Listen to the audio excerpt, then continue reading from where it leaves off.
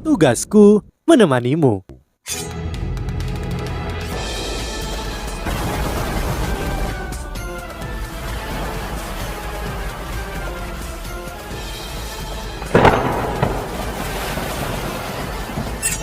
Hai sahabat Pasuk, kembali lagi bersama alur cerita versi novel Solen 2 Sekte Tang yang tak tertandingi. Jangan lupa like, subscribe, dan nyalakan tanda lonceng. Mari kita lanjutkan. Satu-satunya keuntungan Huo Yuhao adalah dua inti jiwanya. Peluang kemenangannya melawan Zhong Liwu juga akan menentukan peluang keberhasilannya dalam kontes 1 lawan 10. Pertempuran ini akan memutuskan hasilnya. Zhong Liwu mengarahkan tangannya ke udara ketika cincin roh hitam berkedip di tubuhnya dan tongkat besar muncul di tangannya. Tongkat ini berwarna hitam dan siluet lain muncul di belakang punggungnya. Sosok ini sepertinya tidak terlalu besar, seukuran dengan tubuh Zhong Liwu, namun semua orang yang menonton bisa merasakan hati mereka mengerut ketika bayi ini muncul. Apa itu tadi? Yan Shaozi yang telah melawan Zhong Liwu. Bahkan dia tidak sepenuhnya yakin apa jiwa bela diri Zhong Liwu. Ekspresi Penatua Xuan menjadi sangat khusyuk saat dia melihat dari kejauhan. Dia bergumam pelan. Saat itu, jiwa bela diri Ye Sisui bermutasi menjadi boneka iblis jiwa darah.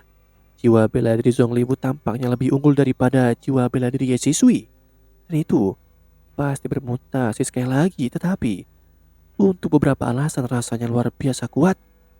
Asal-usulnya harus mirip dengan milik Ye Sisui.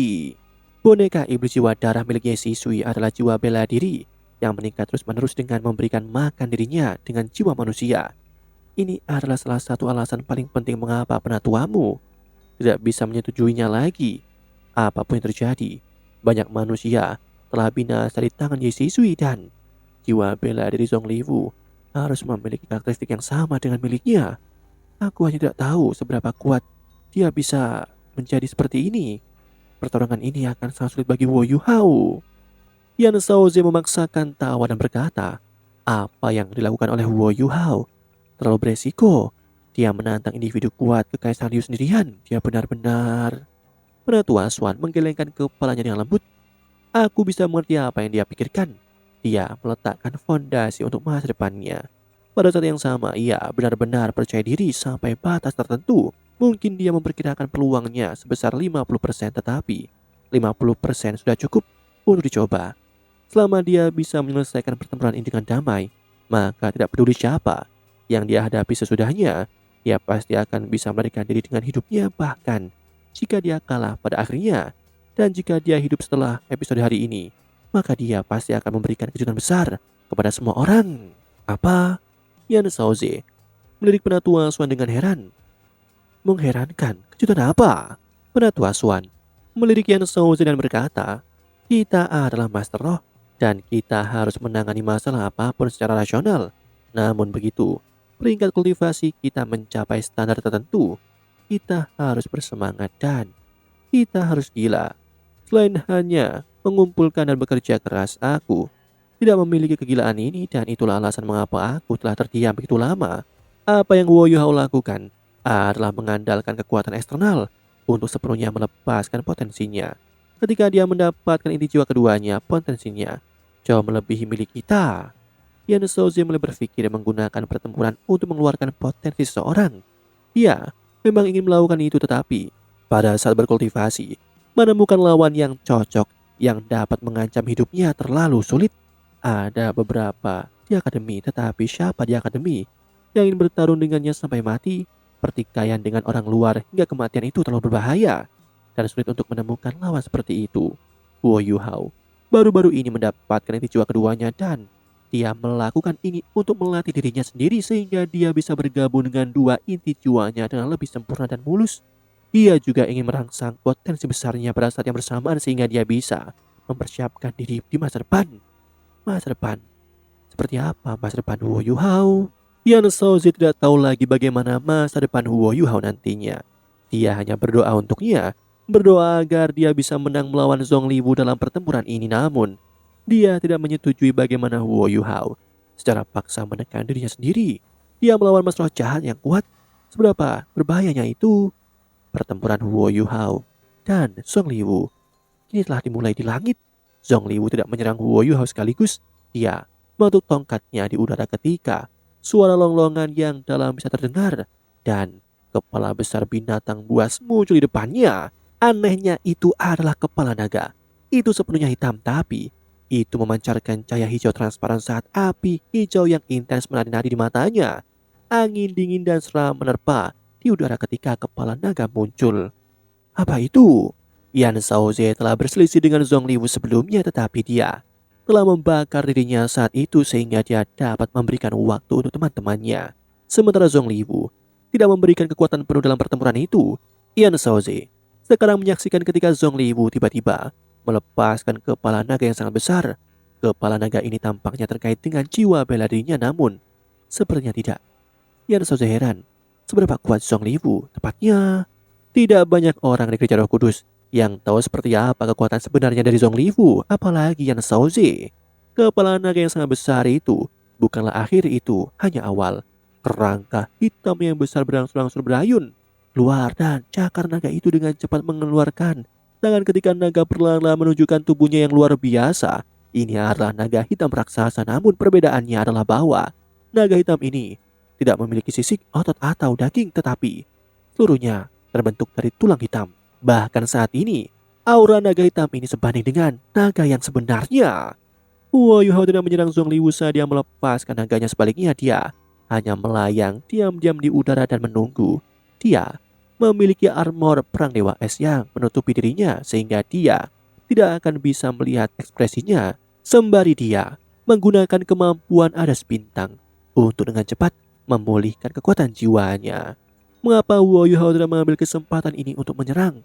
Berbagai penatua akademi semuanya khawatir. Naga tulang hitam segera sepenuhnya muncul di depan semua orang. Naga ini panjangnya 100 meter dan lebar sayapnya juga sekitar 100 meter. Naga tulang hitam ini tampak hampir material. Selanjutnya, semua jenis ilusi dan gambar berkedip di langit saat itu muncul. Ada gunungan mayat dan lautan cairan merah. Dan itu semua milik monster roh.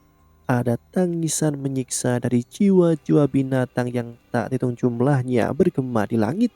Seperti ada roh-roh binatang pembalasan yang tak hitung jumlahnya yang menangis histeris.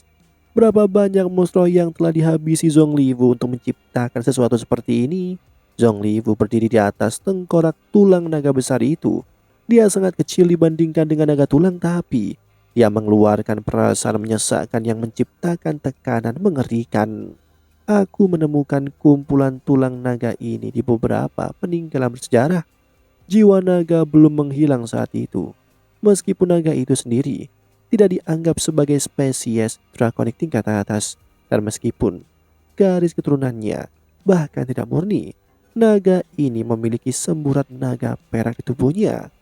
Kau mungkin pernah mendengar tentang sejarah naga, bahwa dewa naga terbelah menjadi raja naga perak dan raja naga emas. Selain 9 putra dewa naga, mereka dianggap sebagai raja dari spesies mereka. Keturunan mereka memiliki sedikit darah di dalamnya, tapi kenyataannya masih ada beberapa rahasia lain. Hanya 9 putra dewa naga yang memiliki garis keturunan mereka, raja naga emas dan raja naga perak, tidak memiliki keturunan. Raja naga emas menemui ajalnya untuk beberapa alasan yang tidak diketahui setelah perpecahan. Sementara raja naga perak menghilang. Itulah alasan mengapa naga jatuh dari rahmat. Namun dewa naga melepaskan energi dalam jumlah besar ketika ia membelah diri menjadi 2 raja naga. Sebagian dari energi itu mengandung kekuatan tertinggi raja naga emas dan kendali elemen raja naga perak. Naga-naga yang mandi dalam nikmat dewa naga sebagian dipengaruhi oleh energi itu, dan mereka sesudahnya memiliki garis keturunan raja naga emas atau garis keturunan raja naga perak muncul dalam fakta ini. Dan raja naga perak memberkati naga ini ketika masih hidup. Oleh karena itu jiwa naga ini abadi. Sementara ia juga memiliki bagian dari kekuatan raja naga perak. Naga ini adalah roh binatang terkuat di antara yang aku miliki dan butuh 10 tahun untuk menangkapnya. Aku tidak bisa menerima bantuan eksternal selama periode waktu itu. 10 tahun kemudian kekuatan naga memungkinkanku untuk menerobos secara langsung untuk menjadi Dolo Transcendent. Selanjutnya dengan ini, aku mengambil alih sebagai pemimpin tertinggi Gereja Roh Kudus. Biasanya aku tidak akan pernah menggunakan kekuatan naga ini karena itu telah menjadi roh binatang asalku dan bahkan sebagai bagian dari jiwaku. Hari ini kau bisa bangga bahwa telah memaksaku untuk melepaskan Raja Naga Tulangku.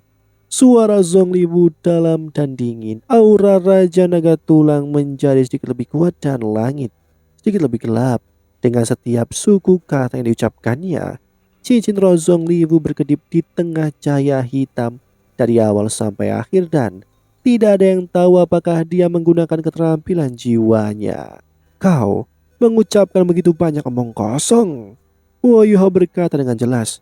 Tidakkah kau takut bahwa aku akan memulihkan semua kekuatanku? Zongliwu tertawa terbahak-bahak.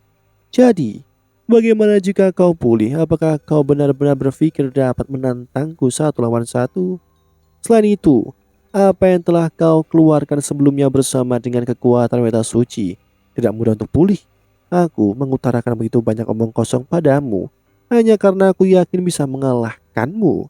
Langit dan bumi akan berubah ketika angin dan awan bergemuruh. Pemandangan aneh terjadi saat Zongliwu berseru kata-kata ini. Naga raksasa di bawah kakinya tiba-tiba berubah menjadi hijau dan awan gelap di langit berubah menjadi hijau pada saat yang bersamaan. Angin kencang tertiup di udara dan langit serta bumi tampaknya berubah pada saat ini. Angin ini adalah kekuatan angin dan Zongliwu benar-benar tidak seperti Mas Roh jahat pada saat ini. Angin kencang mengepul ketika tornado kecil muncul di langit dan menyapu Woyuhao.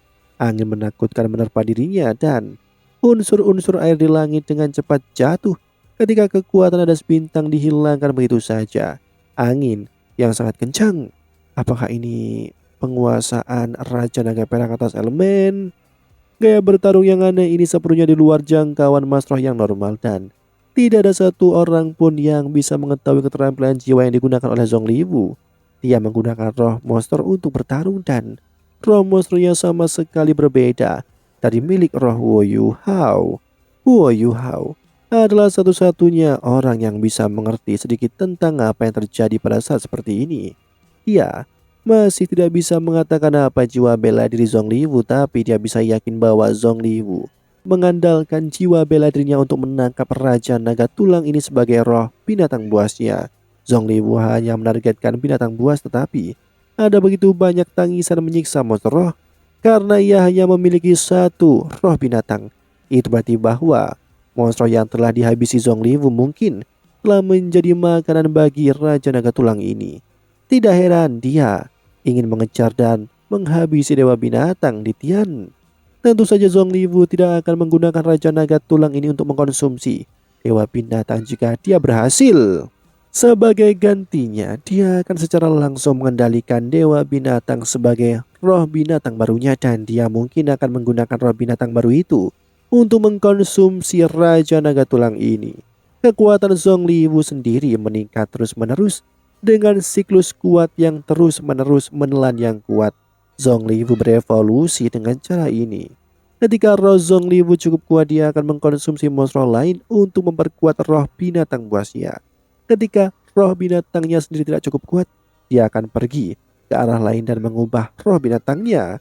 Zongliwu sendiri bahkan tidak yakin berapa banyak monster yang telah dia habisi sejak awal karirnya sampai sekarang.